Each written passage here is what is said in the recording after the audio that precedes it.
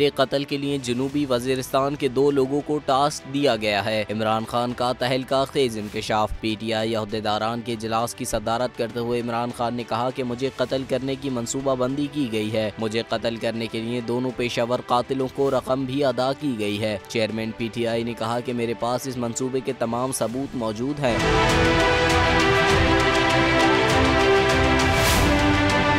पहले भी कहा था, मुझे जुनूनी शख्स के जरिए कत्ल का मंसूबा बनाया गया है। चेयरमैन PTI इमरान खान का कहना था कि 3 शूटर्स के जरिए हमला करवा कर जान से मारने की कोशिश की गई। GIT ने तफ्तीश करके 3 हमलावरों की रिपोर्ट्स दी। ये जितना मर्जी कोशिश करें मुझ पर दबाव नहीं डाल सकते।